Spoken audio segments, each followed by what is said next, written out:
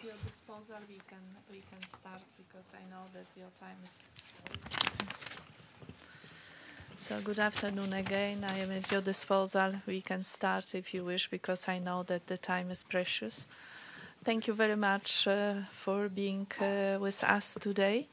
Allow me to say that on the 3rd of May we celebrate a National Day in Poland on the occasion of adoption of our national constitution in 1791, so many years ago.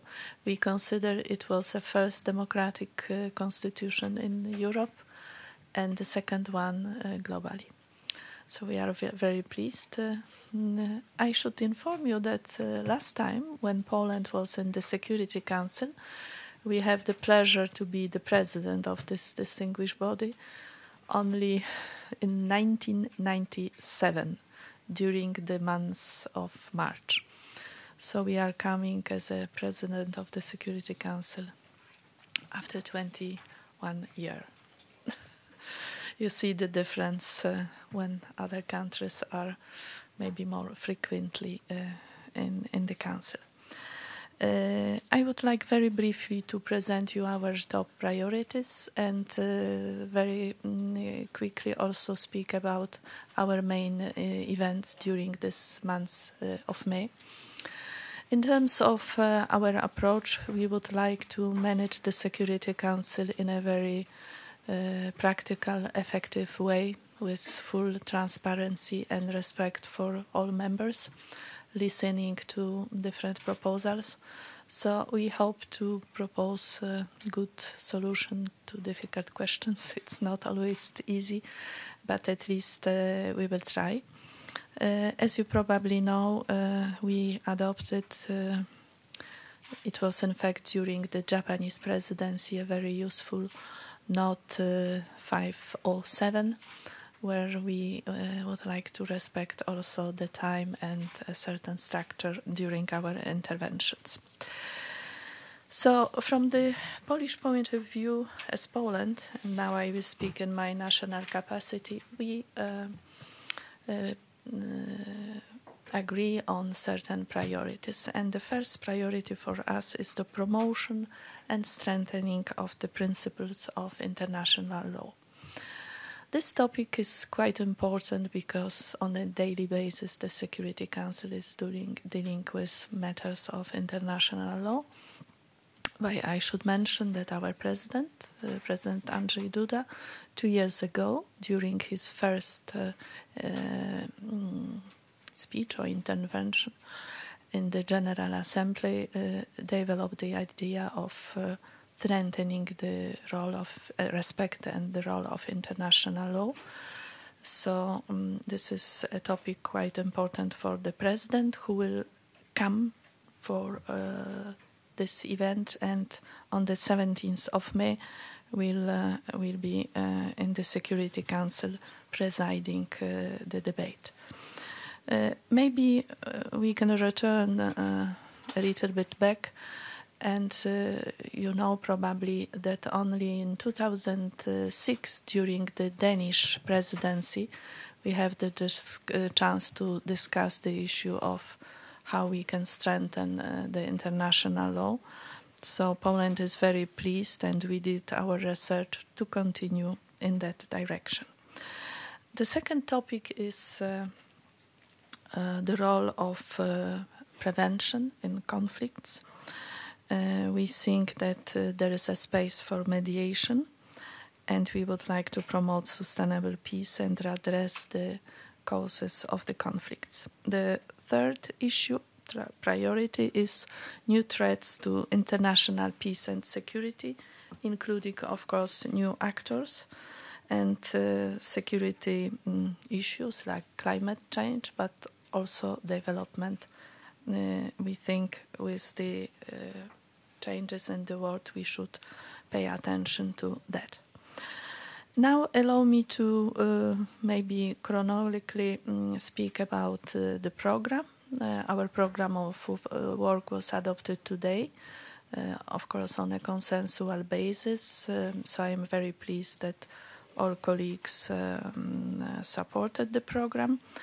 And the main debate is on the 17th, open debate.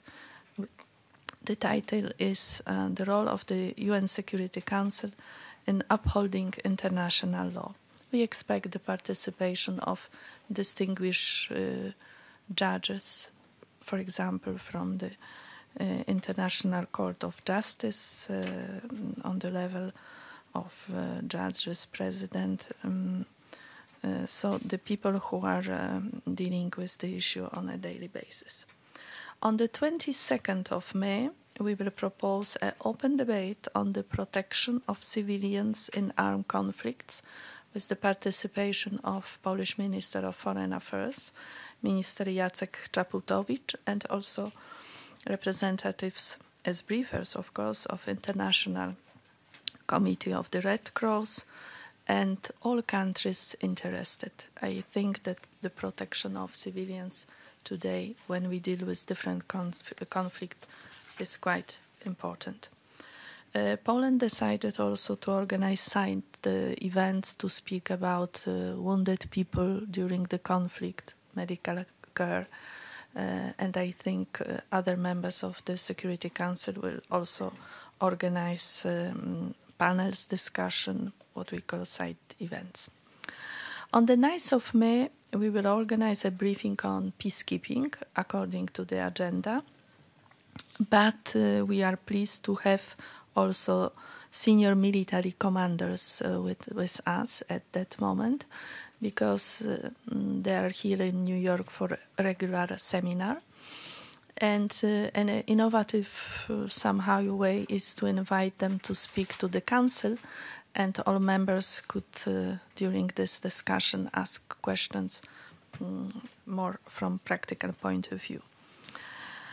On the 7th of May, we will organize an area formula meeting on children in armed conflicts. We think this topic is extremely important, and we need also to propose some, new kind of discussion, speaking about positive developments. And there are some countries in Africa who achieved a lot. We would like to mention the case of Côte d'Ivoire, Chad, also Sudan. Those countries adopted action plans to deal with the problem of children who are used or abused during the armed conflicts. So Poland is the initiator of this area formula with the participation of different also countries. Now, day by day, we will have on 7th of May consultations on Syria in the context of chemical weapons. 8th of May, we will have semi-annual debate on Bosnia and Herzegovina and briefing and consultations on South Sudan sanction regime and the UN mission UNMISS. On 9th of May, we will hear a semi-annual briefing by prosecutor of International Court of Justice on Libya, followed by briefing, which I just mentioned, peacekeeping operations, with the force commanders from UNAMID, UNMISS, and MINUSMA. 10th of May, a briefing and consultations on UNAMID, mission in Darfur. 14th of May is reserved for adoption of UNISMA, briefing for UNMIG, and also a briefing following the recent visit to Bangladesh and Myanmar, 14th of May in the afternoon. On 15th of May, a briefing and consultation on ANSOM mission in Somalia, and also a joint briefing of counterterrorism committees 12/67, 13/73, and 15/40. On 16th of May, there will be a monthly briefing and consultations on the political situation in Syria, and a briefing on Union Peace. 17th of May, I mentioned the open debate on upholding of international law. 21st of May, we will focus on UNSMIL mission in Libya. 22nd of May, the open debate on protection of civilians in armed conflicts. 23rd of May, the Security Council will hold a monthly briefing and consultations on Middle East, followed by briefing on peace and security, Africa, G5 Sahel. 24th of May is dedicated to a briefing and consultations on Burundi and also consultations on Lebanon. For 29th of May, we have planned an adoption of AMISOM mandate renewal, humanitarian situation in Syria, and also in the afternoon, we will organize a briefing on the situation in Ukraine. On 30th of May, there will be a briefing and consultation on UNAMI mission in Iraq, consultations on 17th, 18th Sanctions Committee on DPRK. For the 40th of May, we will also organize a reception to speak about our experiences in the Security Council, and the wrap-up session on 31st of May to summarize our work during this month. I am at your disposal for any questions, and I hope I briefly presented what is the most important. Thank you. Thank you very much, Ambassador. My name is Radosław Tyszkiewicz, and I am the press officer at the Polish mission. Let me also introduce our political coordinator, Mr. Kamil Mielus. I have a great pleasure to welcome you today and be the moderator of today's press conference. And in particular, I'm very happy to see Polish journalists, as most of them are based in Washington, D.C. Dzień dobry Państwu. I think now we can move to the question and answer part of our meeting. So please introduce yourself and identify which media organization you represent. Please ask your question in English, as we don't have translation in this room. The microphones, yes, or Arabic or French even. Please use your microphones, which are attached to the chairs. And I know the first question goes to the United Nations Correspondent Association. So we can start. Thank you very much, Madam Ambassador. On behalf of the United Nations Correspondents Association, thank you for doing this briefing. And we hope that during your presidency, you will come to the stakeout after every session and tell us what's happened. My name is Edith Lederer from the Associated Press. You've just been on the trip to Bangladesh and Myanmar, and I wonder if you could tell us your impressions and what kind of follow-up you're expecting in the Council. Will there be any kind of a press statement, a presidential statement, some kind of a resolution to follow up on the visit? Thank you. I'll respond immediately, yes. Right. I prefer to take question by respecting my dear guests. Indeed, we have a very interesting trip to, first of all, Kuwait, Bangladesh and Myanmar. I should praise the efforts by Kuwait because we planned this visit even at the beginning of the year. So Kuwait was somehow the initiator. UK with the substantial, of course, involvement. And it happened during the Peruvian presidency. So again, I can only thank them for organizing. And we stopped for a while just in Kuwait for logistical reasons. We went to Bangladesh when we have the chance to meet the authorities, the most senior level Minister of Foreign Affairs, but also civil society, ambassadors accredited to Bangladesh. But for us, the most useful part of this trip was to go to the camps and speak to the people. We were very impressed by the openness, transparency of Bangladeshi authorities, the way they share with us all reports, information. Of course, I should mention the role of UN resident coordinator in Bangladesh.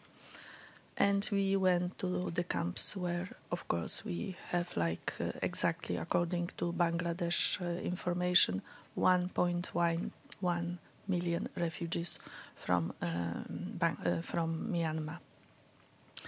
Of course, from different periods, so 3 different waves of refugees from 1978, 1992, and finally 2017.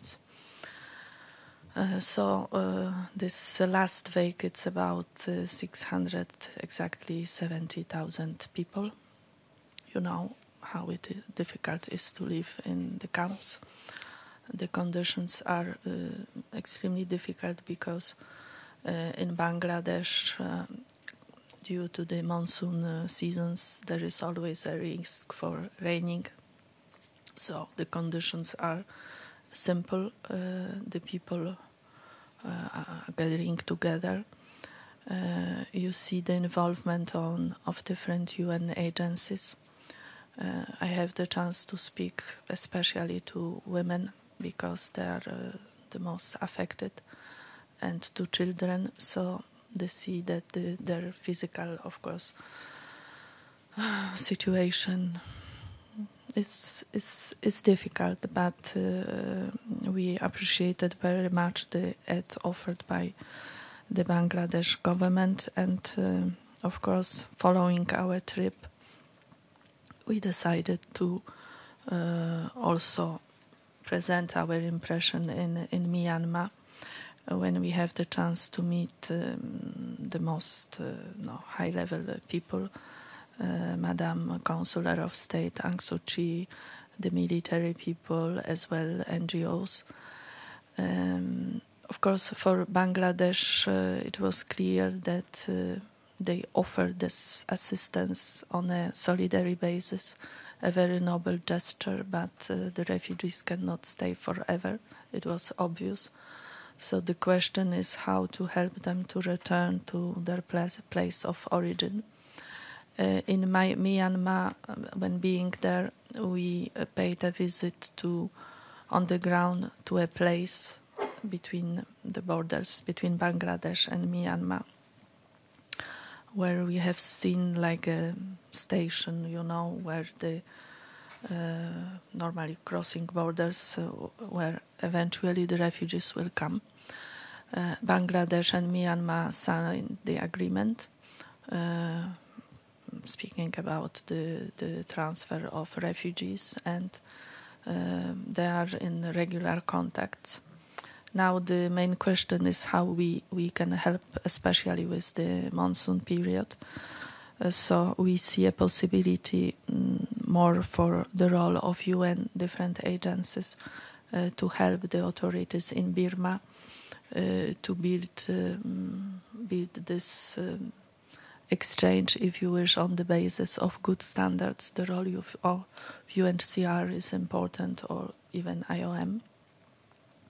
And in a very frank discussion with the authorities in Myanmar, we express our impressions. We will organize this briefing, but there is for us as the Security Council a role, for example, to maybe adopt a PRST. We have to agree. But what is positive with the whole tragedy is the fact that we are united and definitely committed to do something, because the people on the ground deserved, and the people suffer a lot. So emotionally I have been very, very moved by what I have seen. And frankly speaking, I have seen the Syrian crisis as well, because I dealt with the issue for many years. So when you see the people suffering, we have to react. This is what I can say. The gentleman. Okay, thank you. My name is Jordan Dekams from Jordan News Agency. I have a follow-up on Myanmar. You said you had frank discussion with the leadership of Myanmar, and you had met with the civilian leadership and the military. My question is, they have one point of view, both the civilian leader and the military and then were also frank with you? What did you hear from them? Because you said you were frank that you are united Security Council and you have a concern over what happened for Rohingya. What did they say? Like, what did you feel was the reason behind everything? Thank you. When you go for a mission like that, of course, you have different members, different states, so we try to ask questions. What they said during the meeting, Madame Aung San Suu Kyi, of course, she said that they are very much working now to have a good ground for receiving the refugees. Practically, when you have the military receiving back, of course. When we have the discussion with the military are concrete people, so we ask them how they will envisage this. It happened that in Jordan I have seen how well you work, so I know somehow what I am talking about. And the military said to us during the meeting, it was the commander-in-chief of the army. He said that you will see on the ground. So we have seen the border, we have seen, small houses built for the refugees who eventually will come. We have seen like a station for immigration where the refugees, when they will come, should present the papers, documentation. So we asked question how long it will take, very concrete questions, and they said, yes, please see this piece of paper you have to fill, and the ID. We asked the question how long it will take for ID, so they said 20 minutes, etc. This kind of exchange. UN is present. We had a very good discussion with UN resident representative. But also there is a memorandum of understanding between the government of Myanmar to be signed or discussed and UNHCR. We know that during the crisis, when we speak about refugees, it's important to have guidelines from UNHCR. So in every place we encourage very much that they should look to the guidelines of UNHCR because they are globally adopted standards. The gentleman in the second row, please. Thank you, Madam Ambassador. My name is Ali Barada. I'm with Al-Sharq Al-Awsat newspaper and France 24. It seems to everybody that this month is heating up in the Middle East. There is a looming decision by President Trump regarding the JCPOA with Iran.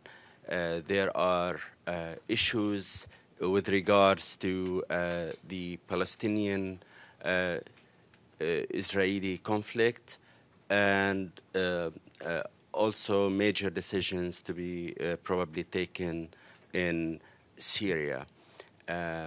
So are you, as a president of the Security Council, prepared to take action with regards to any scenario that might happen, especially that I didn't see anything of those heated subjects on the schedule, nor on the footnotes? And can you explain to us why, please? Thank you.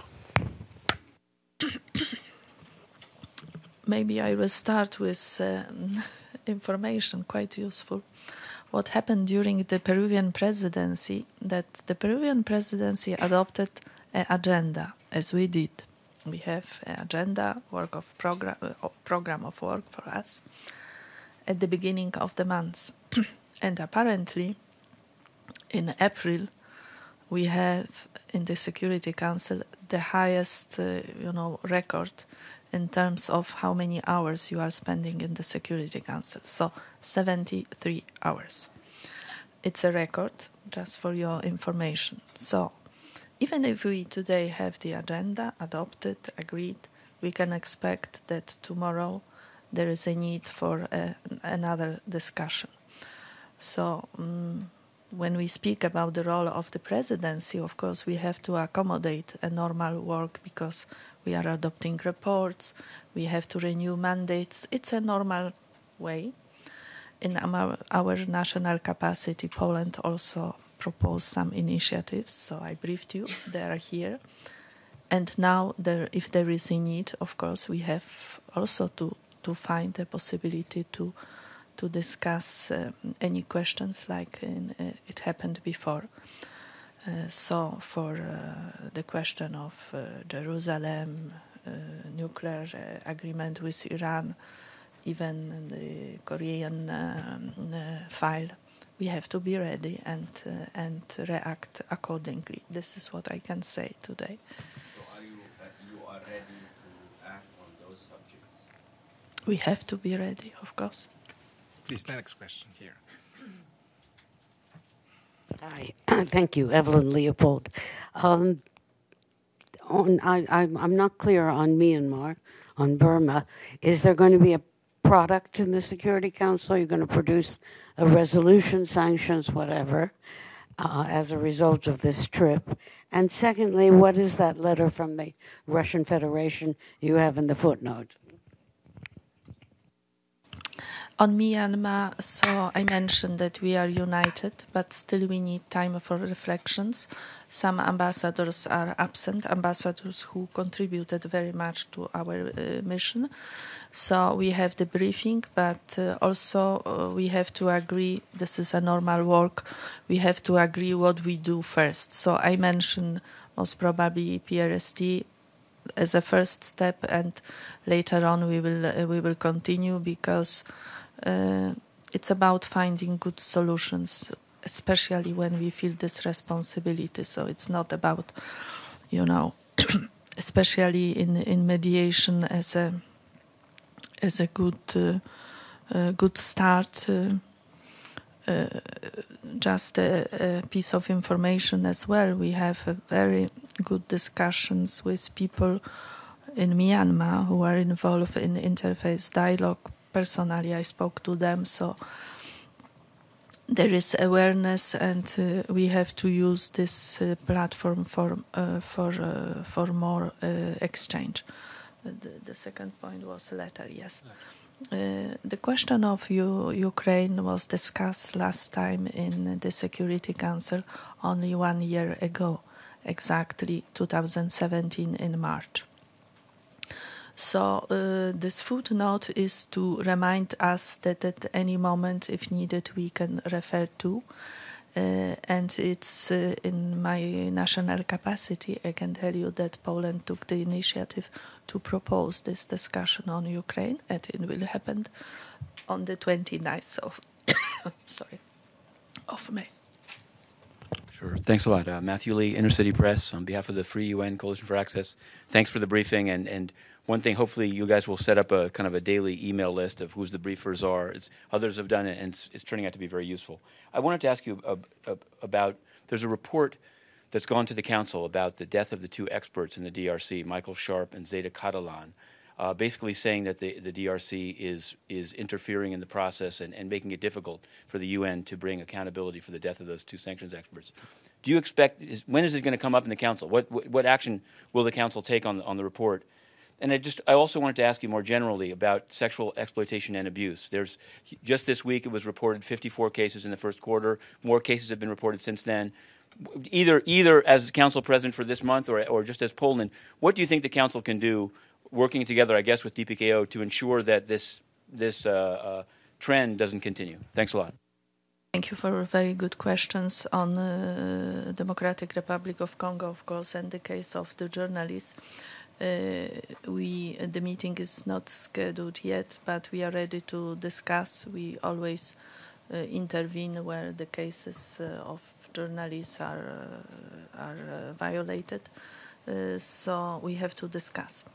The sexual abuse, I think that the fact that we propose as Poland this area on children in armed conflicts means that we are very much concerned about the exploitation or abuse of children, women, and in general the human rights issues. I am personally in close contact with both special representatives, Madam Virginia Gamba and also Mrs. Pattern. We agree as Poland to continue in the future, not only during the presidency, to speak about difficult subject. For example, following our visit to Myanmar, I see there is a need to speak about the stigmatization of women in a very difficult situation, so you know what I mean. And Poland is ready to take this subject. In the future, we are in the process of thinking, but now I am more and more convinced. And the question of radicalization of youth, again, women, because it happened. So if you ask me what will be our contribution, we hope that our contribution will be to raise the difficult topics, because there is need for that. Thank you very much. Congratulations, Madam Ambassador, for assuming your presidency. Two quick questions. I see that the Kosovo is on agenda on 14th.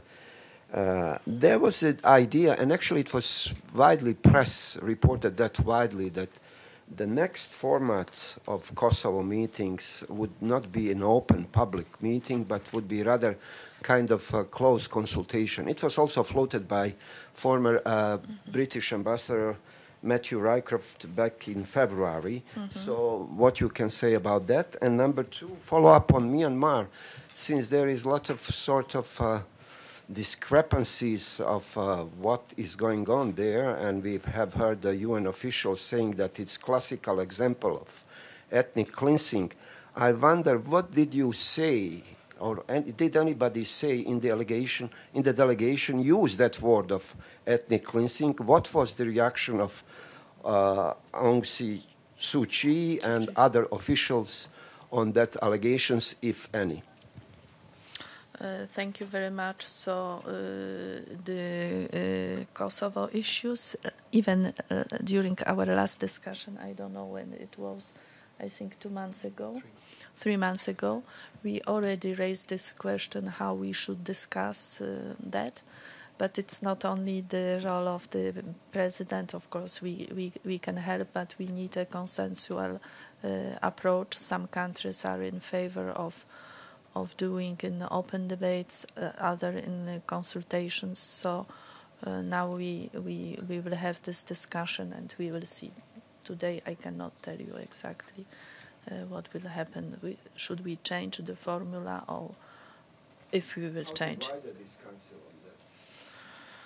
No, I don't remember half and half. Maybe we can say exactly if you ask me in particular countries, but I can brief you later on that.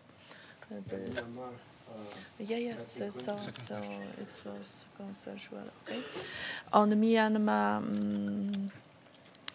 we ask difficult questions because the most difficult question is the concept of nationhood in Myanmar. Nationhood, the concept of nationhood, how they. So it was in fact even me who asked this question of nationhood, because it's interesting. In Myanmar, you have the tradition or the history of peaceful coexistence of different religious cultures. So. Did anybody mention ethnic cleansing? As the delegations, I don't remember if we used the word, but yes, we try to raise the question of respect for at least basic rights for the people. Yes. The lady in the second row, please. Thank you, Ambassador. My name is Olga Denisova with RIA Novosti, Russian news agency. I just want to follow up on my colleague's question on the agenda, on the meeting on May 29th on Ukraine. As Poland is calling for this meeting, who are you expect to brief from the Secretariat. And the second question on Syria, the political meeting on political agenda would be on May 16th. What do you expect to hear from Stefan de Mistura after you had a retreat in Sweden? And is there any chance or any hint from Special Envoy that he would announce a date of the new inter-Syrian talks? Thank you. We just agree on the topics Ukraine in the discussion on Ukraine, so we will work on good briefers, this I can assure you. So it's not yet decided, and this is true, so I cannot tell you because we will work for that. Syria political track, yes, we have a very good discussion with Stefan de Mistura, and we ask ourselves from which angle we should start. So again, we agreed that we should support his efforts because he is very much working on establishing a constitutional commission on constitution with, of course, Syrians involved. Now, it is important also to have the reaction from the government, so he was clear that it's not an easy issue. We know that very soon the meeting in Astana again will take place. And it was obvious that our discussion on Syria is not easy, so we have to deploy all efforts and explore all means to maybe even by small steps advance this file. And we again have the chance in May by discussing Syria and in the context of chemical weapons, humanitarian and political. But for political, we have again to be united, and because this political portfolio or file can move the situation, we hope. Gentleman with the black shirt. Benny Avni of the New York Post. You mentioned Jerusalem, the U.S. just sent invitation for the opening of the embassy in Jerusalem on May 14, which is during your presidency. And does, in your national capacity, does Poland have any plan to follow suit? What is your view on the idea of embassies in Jerusalem? Also, Poland and Israel had a big row over the question of death camps. Do you see this situation over now? And does that affect your views on how you handle Israel-related issues in the Security Council? Thank you very much for this question. I think now I will speak in my Polish capacity or national capacity. I think that the way we developed the dialogue in Israel since 1990 is quite successful because we built a very good relationship and we have established different levels of contacts, prime ministers, ministers. So we have here quite achievement. Yes, we have difficult discussion on the question of Holocaust you followed, but here again I think our position was clear. On Jerusalem, our position is also well known that for example, first of all, we are in favor of two-state solution, where the interests of both countries, Israel from the security point of view, and Palestine as national aspiration are ensured. For Jerusalem, the Polish embassy is located in Tel Aviv, and the Jerusalem issue should be also tackled from the point of view of different religion who are present there, and discuss very carefully to find a good solution. So here our position is clear. Is the death camp issue over? But the media are discussing, but I think that because we establish bilateral bodies who are dealing with that issue, the delegation from Warsaw went to Tel Aviv when we explain our position. So I can say that there is good understanding. We can always present more explanation, but we are on a good track, I think. Please. Thank you. Thank you, Ambassador. My name is Fumitaka Sato from NHK. My question is about DPRK, the situation. As a diplomatic move is going forward, it seems that there is the gap between the how to move the timeline for the denuclearization. Some member states seem to be more active for easing the sanction, and on the contrary, the U.S. is keeping the sanction as long as North Korea has see the complete action for denuclearization. So, do you think that will it be getting difficult to unify inside the Security Council in terms of the timeline for easing sanction? Thank you. Our colleague, ambassador from Netherlands, will brief, the Council because he is the chair of the Committee of Sanctions 17-18. So he will present the results. Now on the North Korea, I can say this is my impression that we are quite united because first of all we should be we are satisfied that there is an improvement. The efforts by the Republic of Korea should be praised in the dialogue between two Koreas. And as we see, there is a possible way to find a way for denuclearization. Now, on sanction issues, it's the decision of all members. But what I can say, we are on a good track to support, to support the dialogue. I'm not speaking about the sanction because we have to agree. The gray shirt, please. Yes. Thank you very much. Majid Gili, Rudao Media Network. I want to follow up about the question of possibility of U.S. withdrawing from the nuclear deal, Iran nuclear deal. Has any of the members suggested or discussed like this issue be raised at the council level, have a meeting or even close consultation? And the other question I have is you're as a diplomat that has regular discussions with other delegations of other countries that are relevant, that have great interest with regard to this nuclear deal. What do you think will be the possible consequence of the United States withdrawing from the Iran nuclear deal? Are you concerned? Thank you. The first question is no. As far as I know, no countries for the moment raised the issue that we should discuss the withdrawal by U.S.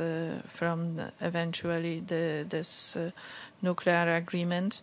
The question is rather addressed to the U.S., the consequences about eventual withdrawal.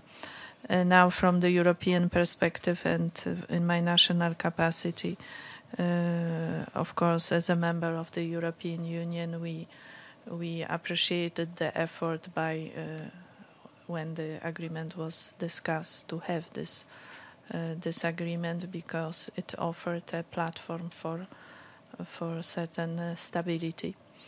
And today I can, of course, as a president of the Security Council, this is another question I can speak about as a Polish diplomat to say that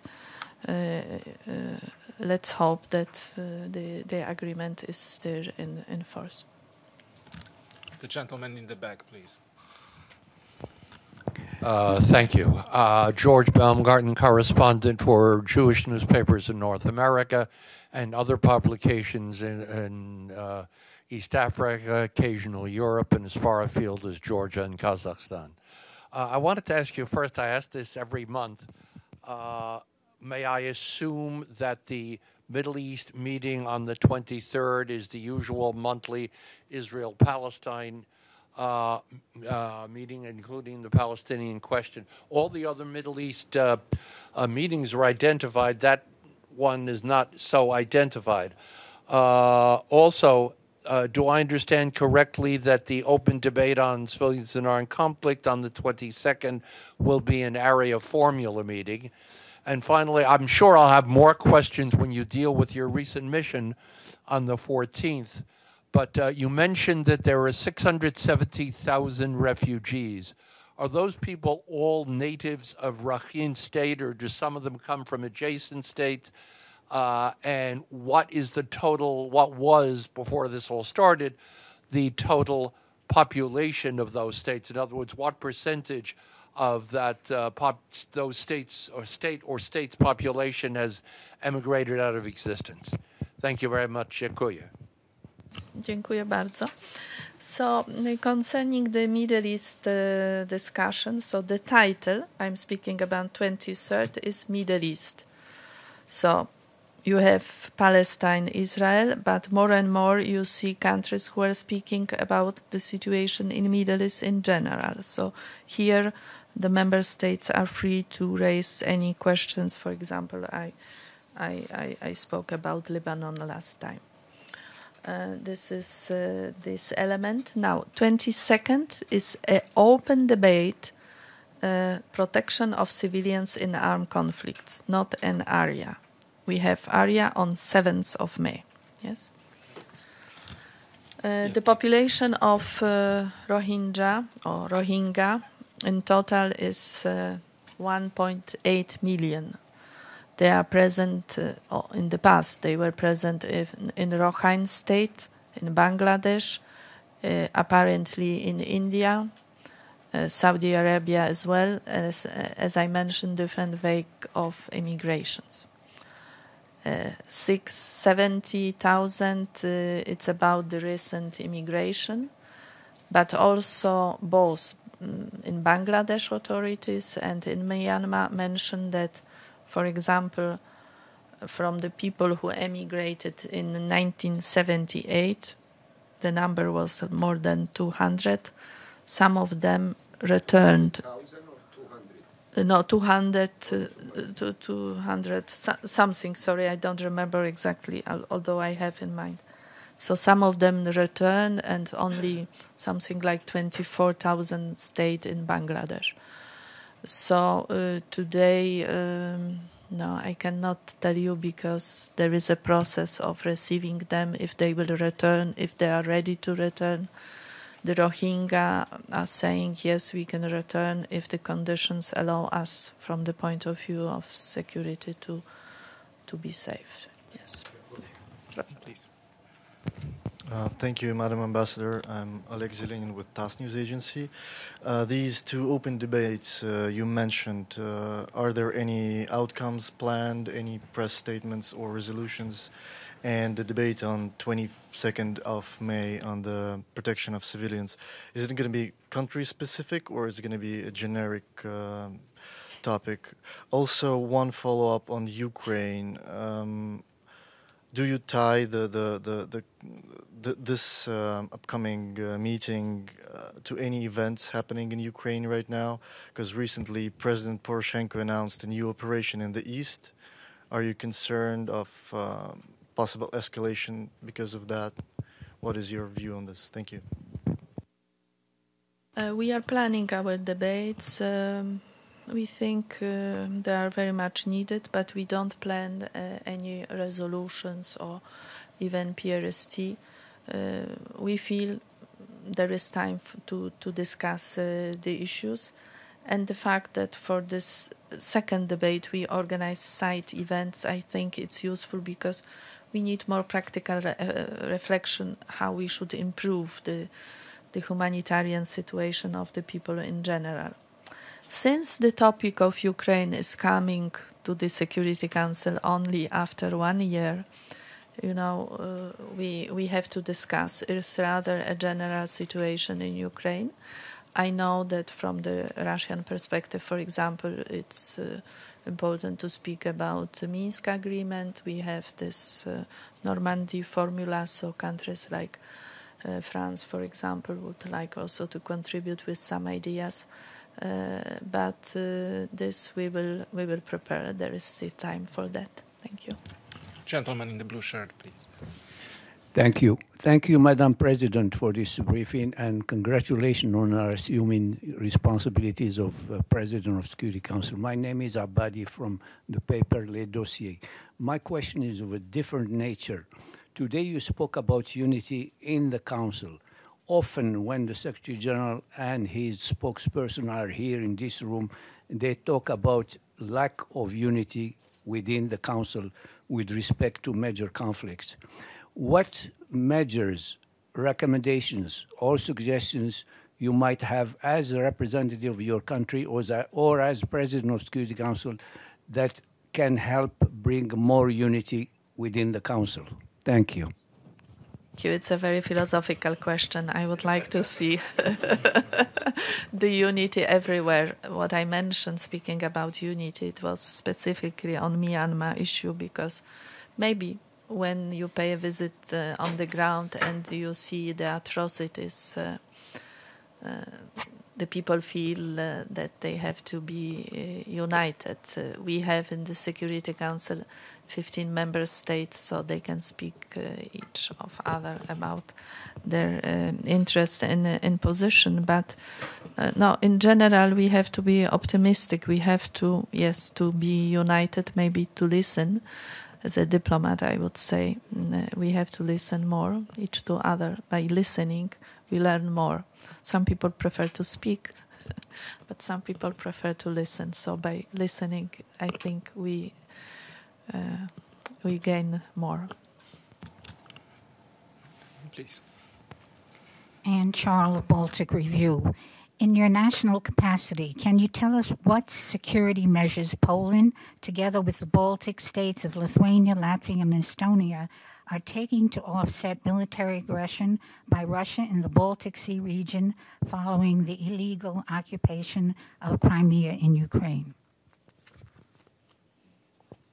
Probably you remember that already, it was 2 months ago, yes. Poland and some other countries, members of the European Union, as far as I remember, it was France, Sweden, and Netherlands. We organized an area formula discussion on the occupation of Crimea, where the representative Deputy Minister of Foreign Affairs from Ukraine attended, of course, the representatives from UN, and we express our view. We have also the representatives from Tatars from Crimea. Some countries, Baltic states, I think, participated as participants, because area formula is open for everybody. And we took another initiative on Ukraine, on Crimea as well. So this is what can I say. And I will not mention, but this is in Geneva rather, where the discussion on the human rights issue is going on Crimea as well. Due to the ambassador's time constraint, we will take the last question, please.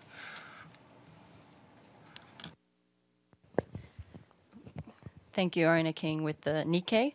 Back to DPRK, maybe you've heard in a recent call between President Moon of South Korea and the Secretary General, the President of South Korea requested the UN's support in overseeing the transformation of the demilitarized zone into a peace zone. I was wondering if this is something the Security Council might have a hand in and would start considering. For the time being, we didn't discuss the issue. Of course, the Secretary General role is to offer good offices, good services. So I think it's in our interest to encourage any good efforts to have the denuclearization and a certain agreement on the situation in North Korea. But for the time being, the issue is not on our agenda. Thank you very much, Ambassador. Thank you very much.